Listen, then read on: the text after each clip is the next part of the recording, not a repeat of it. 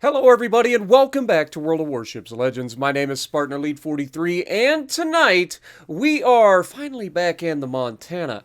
And have you guys ever had a match where your RNG is so incredibly bad that you wonder, did I not hold my tongue in the right location in my mouth? Did I remember to sacrifice my firstborn carrot to RNGesus?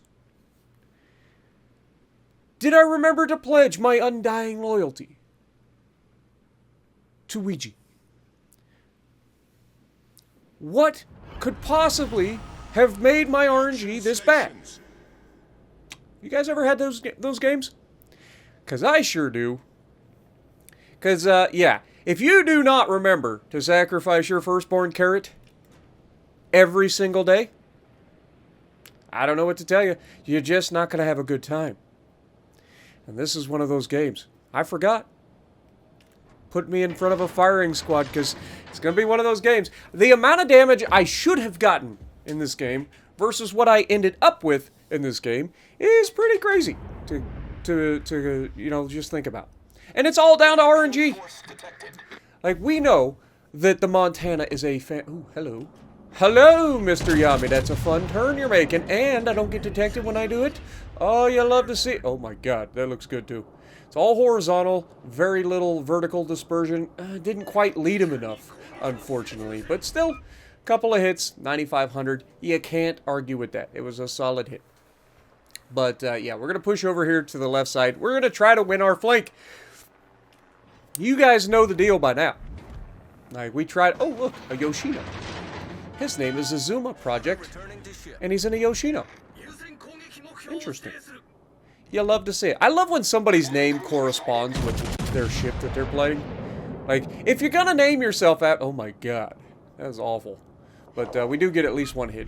But if you're gonna name yourself after a ship, or a project in this case, play the ships. So, yeah, I definitely like it. So, anyway, the worst one is when you're like, my name is Bismarck, and I'm in a freaking, like, Montana or something. It's like, that's, like, complete opposites. It's like, one of these is a good ship, and the other is not so much. I'll let you guys decide. But, Yoshino turns in here, and I'm like, that's death, right? It's gotta be. Nope. RNG says no. And so we fire the rear guns. Now, here, I'm an idiot. Like, I saw these torpedoes coming, and I'm like, okay, this was a bad idea. But I had to get the rear gun involved, so that's going to force me into taking a torpedo. Like a complete goof.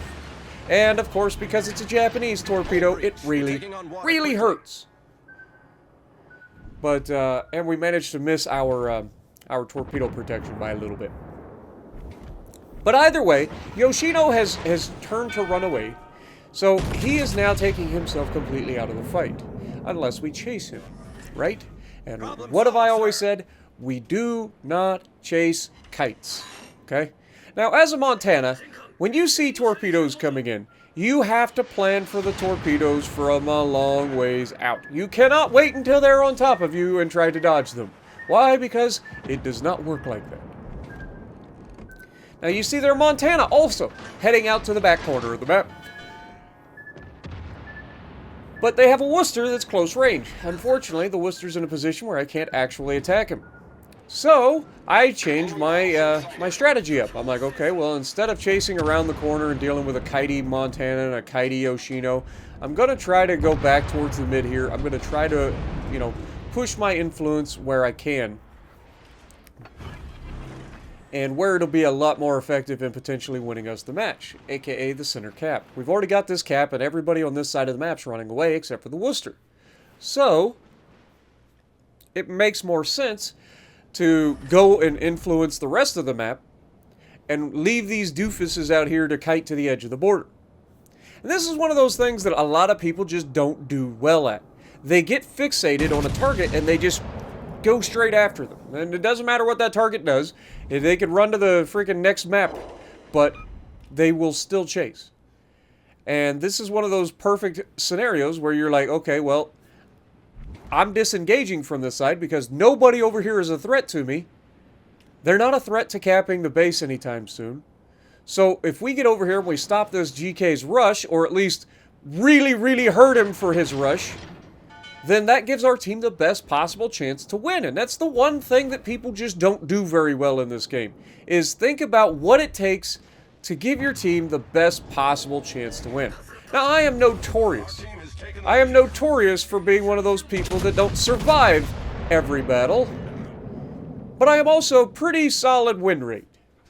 Meaning, before I die, I tend to give my team a pretty solid chance to pull it off. Does it always happen? No, and that's a huge hit on that Conqueror right off the bat. But does it always work out? No, of course not. You will always have potatoes out there capable of throwing even the most ridiculously easy games that you've ever left a team with the ability to shoot. Now here you can see we're starting to make some room. We're going to be able to lob through the little window in the island. Some of our shells, most of our shells get through, but unfortunately we're not able to lead them correctly because we were trying to shoot through that small window. So we don't end up landing any shots. But again, one of those things where you miss all the shots you don't take, right? But look at the enemy. Rather than continuing to kite, there's nothing over there to stop them, so now they're starting to push forward into the Charlie Cap. So now what are we doing? We're trying to put ourselves in a position where we can counter that. We're in a crossfire.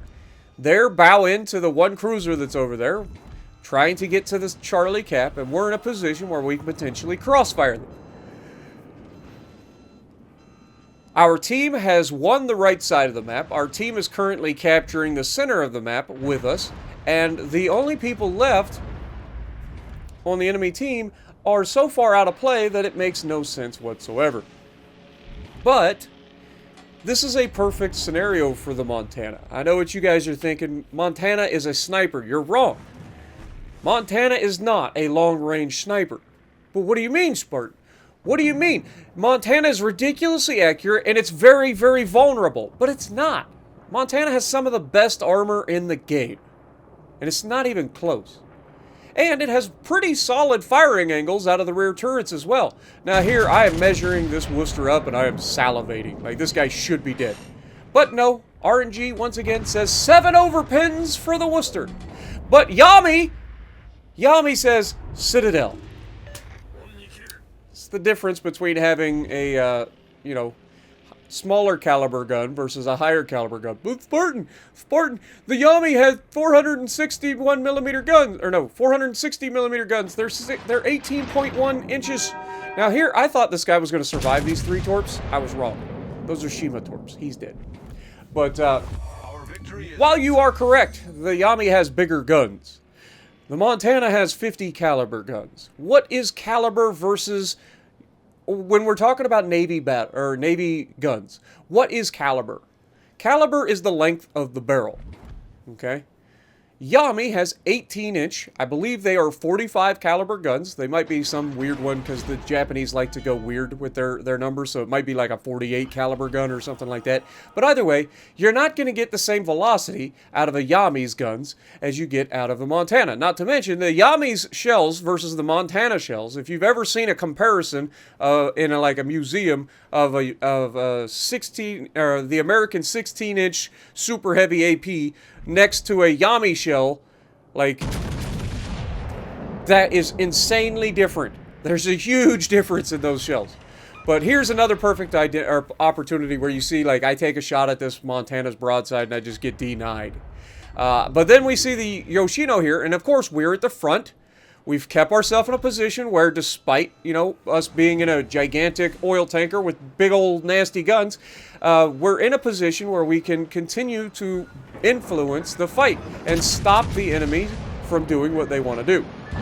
We finish off the Yoshino, and I'm thinking, okay, well, he already launched his torps, right? Right? I don't know if the Yoshino... I haven't actually played the Yoshino. Surprise. Shocker. I know. I don't have it. Wasn't going to spend that kind of money to get a freaking Yoshino, which is an Azuma at tier legendary. Didn't really care. But clearly he has more torpedoes. And that's actually going to be a problem for me because I'm going to eat 2 of these. And there's not a whole lot I can do. So what do? I try to eat them on the torp protection. And you can see that one hits for 17 and the one behind it hits for 12. So depending on where the torps hit, you can in fact get a reduction in the damage if you hit the torp protection. Yami comes out, he gets a good hit kind of through my bow, but shoots the belt also. And this is a classic example of RNG, again, just saying no. Dude comes out flat broadside, Anayami, 8 kilometers in front of a freaking Montana. That is a death sentence. 90% of the time, I will dev strike that guy for that move. But instead, this time, the RNG says no.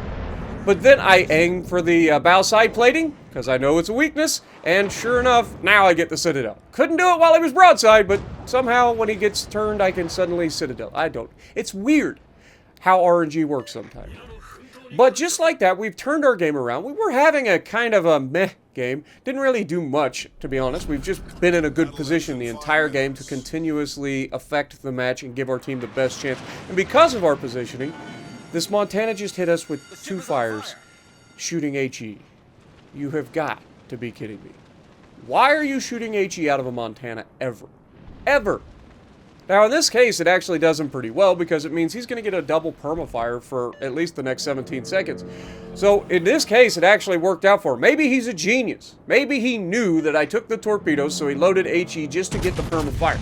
Because 90% of the torpedoes that hit you are going to cause a flood, let's be honest. Unless it's an airdrop torpedo, most of the time it's going to be a flood. But here, we go ahead, we extinguish it. We expect him to be shooting HE again because, you know, once a potato, always a potato. Does he, in fact? No! He actually loads AP! This man is actually a genius! That means that he loaded HE either for a destroyer that never got spotted, or because he actually saw me take the torps and was like, okay, I can get a perma-double on this guy. So he's thinking ahead. So I give the guy credit where credit is due, and then he immediately switches back to AP. So whether you dislike it or don't, that was a great play by him. But we make him pay for it. We Citadeled him on his way behind the island. Just a good well-aimed shot. But we take all of the health off of him. We, again, put ourselves in a great position to maintain the team's best advantage. And the Kaba had himself a great game as well. But let me know what you guys think down in the comments below. Also, I'm going to leave a link to a video that you guys have to watch. Okay? You have to watch this. I'm going to put it down in the comments down below. It is a link to Cranky Kraka. You guys have seen him on my channel in the past. We've had games with this guy. He is a ridiculously good player, and he takes the Montana out with the artillery plotting room and gets the most ridiculous Montana game I've ever seen. So let me know what you guys think, and make sure you guys leave a comment on that video saying representing the Spartan Army for me so that we can show him some of that love when he has one of those ridiculously great games. So just a coincidence that we end up having a Montana game right around the same time, but it is hilarious, and I hope Cranky has a great video response from this. But if you like what I'm doing, punch the like button, leave a comment below, subscribe to the channel if you haven't already, and as always, I will see you in the next video.